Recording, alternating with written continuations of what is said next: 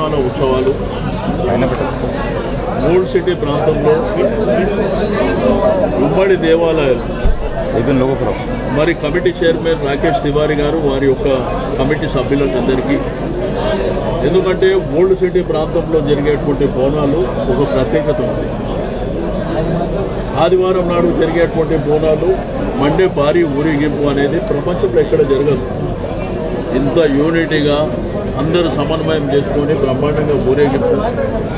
మరి ఇక్కడ నుంచి అఖండ మాదన్న దేవాలయం నుంచి మరి బంగారు Maisamma temple towards Charminar Bhagyalakshmi temple నుంచి ఢిల్లీ దర్వాజా వరకు జరిగేటువంటిది.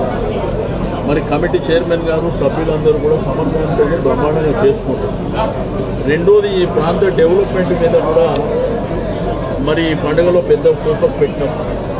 ఇక్కడ ఉన్నటువంటి రోడ్ కనెక్టివిటీ కావచ్చు, సివరేజ్ వాటర్ కావచ్చు, దాంతోపాటు ఎల్ఈడి కావచ్చు, అన్నీ కూడా బ్రహ్మాండంగా జరుగుతున్నాయి. శాంక్షన్స్ కూడా పెద్ద ఎత్తున ఇచ్చినాయి. వర్క్స్ అయితే మీకు ఫీల్డ్ మీద ఉన్నాయి. దీంతోపాటు దేవాలయాలకు భారతదేశ చరిత్రలో అన్ని రాష్ట్రాలలో పండుగలు జరుగుతాయి. కానీ ప్రభుత్వమే ప్రైవేట్ దేవాలయాలకు కూడా డబ్బిచ్చేటువంటి చరిత్ర ఎక్కడ లేదు. మరి గౌరవ ముఖ్యమంత్రి గారు కేసీఆర్ గారు వారు ముఖ్యమంత్రి అయిన తర్వాత రాష్ట్ర పండుగగా అనౌన్స్ చేయడమే కాకుండా 50 ఏళ్ల నుంచి ఉన్న డిమాండ్ ఎవరు చేయలే ఆ పని. దాంతోపాటు ఆర్థిక సాయం ఒక 15 కోట్ల రూపాయల వరకు అన్ని దేవాలయాలు 3600 టెంపుల్స్ ఉన్నాయి. ఎందుకంటే ప్రతి సంవత్సరం దేవాలయంలో పండుగ చేయాలంటే కొంత దాతలు డొనేషన్స్ చందాలు వసూలు చేసి, దాంతోపాటు వాలంటరీగా కొంత పెట్టి డెకరేషన్ కానివ్వండి, లేకపోతే లైటింగ్ కానివ్వండి, ఇవన్నీ జరుపుతుంది. కానీ ఇప్పుడు గవర్నమెంటే ఆర్థిక సాయం ఇస్తుంది, పండుగ గొప్పగా జరుపుకోవాలి. రెండోది, అన్ని డిపార్ట్మెంట్లు కోఆర్డినేషన్తో పనిచేస్తుంది. దీంట్లో లా అండ్ ఆర్డర్ కూడా ప్రధానమైనటువంటి భూమిక పోషిస్తుంది. పర్టికులర్గా ఒక టెంపుల్ దగ్గర పదే గొడవలు చేసుకుంటారు, అది మంచి పద్ధతి కాదు. దీనివల్ల నష్టం తప్ప లాభమేమి ఉండదు. ఎందుకంటే మన పండుగ గొప్పతనాన్ని విశ్వవ్యాప్తం చేయాలి. ఈరోజు అమెరికాలో బోనాల పండుగ జరుగుతుంది, ఆస్ట్రేలియాలో జరుగుతుంది, లండన్లో జరుగుతుంది, దుబాయ్లో జరుగుతుంది, గల్ఫ్ కంట్రీస్లో జరుగుతుంది. ఓల్డ్ సిటీ పూనాలంటే దానికి ఒక ప్రత్యేకత ఉంటుంది. మీకు మీ మాధ్యమాల ద్వారా విశ్వవ్యాప్తంగా చూసేటువంటి పండుగ. అంతేగాని మనం ఉన్న ఇంటర్నల్ సమస్యలు తీసుకొచ్చి, మనకున్నటువంటి విరోధం తీసుకొచ్చి ఈ పండుగ పూట చేసుకోవాలని ప్రయత్నం చేస్తే మాత్రం లా అండ్ ఆర్డర్ చాలా సీరియస్గా ఉంటుంది. ఎట్టి పరిస్థితుల్లో ఓట్లు క్రియేట్ చేసే సమస్య ఉంటుంది. ఆ నుంచి ప్రభుత్వం నుంచి కోరుకునేది ఏంటి, మీకు ఎంత డెవలప్మెంట్ కావాలి, ఎంత వెల్ఫేర్ కావాలి, సేమ్ టైం మా దేవాలయాలు ఇంకా బ్రహ్మాండంగా అభివృద్ధి చేయాలి. రెండోది, కల్చరల్ ప్రోగ్రామ్స్ ఇప్పుడు కొన్ని ఉన్నసారి ఇంకా ఎక్కువ చేయాలని అటువంటి డిమాండ్స్ ఉండాలి. కానీ మేము ఎందుకంటే ఇది 3-4 సార్లు నేను డీసీపీ గారితో రెగ్యులర్గా మానిటర్ చేసినప్పుడు డీసీపీ గారు 4 సార్లు పిలిచిండు, 4 సార్లు కూర్చోబెట్టి లాస్ట్ 4 మెన్ కమిటీ కూడా వేసి, ఇప్పుడు మొన్న ఢిల్లీలో పోతే ఆడ గొడవ చేసి, మొన్న ఘటాలప్పుడు ఇక్కడ గొడవ, మళ్ళీ శనివారం బలిగంపం. కాబట్టి ఇవన్నీ ఏంటంటే మన సంస్కృతిని పెంపొందించే పండుగ. కాబట్టి దయచేసి దాన్ని అందరూ కూడా మనకి ఏది ఉన్నా కానీ విభేదాలు పండుగ తర్వాత, పండుగ మనమందరం కలిసి చేసుకోవాల్సిన గొప్ప పండుగ.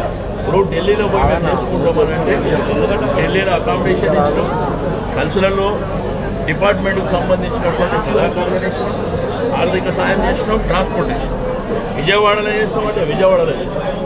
ఇంతకుముందు 50 ఏళ్ళలో ఎవరు చేయలే, 50 ఏళ్ళ ముందు కూడా ఎవరు చేయలే. బట్ ఇన్ని కార్యక్రమాలు మనం చేస్తున్నాం. ఇప్పుడు రెండోది ఏంటంటే ఇక్కడ బోనాలు జరుగుతూ కూడా లా అండ్ ఆర్డర్లో కూడా ప్రధానమైనటువంటి భూమిక ఉంటుంది. ఇప్పటికే పోలీస్ కమిషనర్ గారు, మరి అడిషనల్ కమిషనర్, అదేవిధంగా పర్టికులర్గా డీసీపీ గారు ఎవ్రీ టైం మానిటరింగ్ చేస్తున్నారు. వాళ్ళకు చెప్తున్నారు కూడా మంచిగా చేసుకోవాలి, మేము సహకరిస్తామని అన్ని విధాలుగా చెప్పుకుంటూ. కాబట్టి నేను ఈరోజు చెక్కులు ఇవ్వడం, మరి ఇక్కడ ఉన్నటువంటి అన్ని దేవాలయాల్లో కూడా చెక్కుల పంపిణీ కార్యక్రమం చేపట్టడం మేము కొద్దిమందికి ఇచ్చినాం. మా చైర్మన్ గారిని ఎండోన్మెంట్ అధికారులు మిగిలిన వాళ్ళకు కూడా ఇవ్వని చెప్పినాం. కాబట్టి అన్ని కార్యక్రమాలు బ్రహ్మాండంగా జరుగుతాయి. మీ మీడియా సహకారం కూడా బ్రహ్మాండంగా ఉంది. ఎందుకంటే గొప్ప పండుగ, మీరు కూడా ఒక భాగమే. కాబట్టి ఇంత గొప్ప పండుగని మనం బ్రహ్మాండంగా నిర్వహించుకోవాలని మా కోరిక.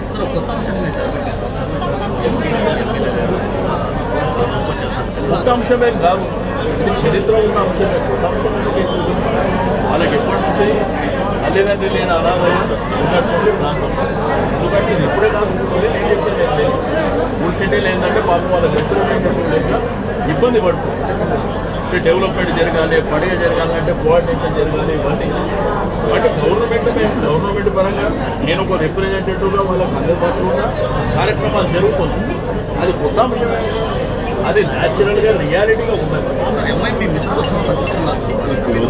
అది సబ్జెక్టే కాదు, నేను ఎక్కువ ఉద్దేశించి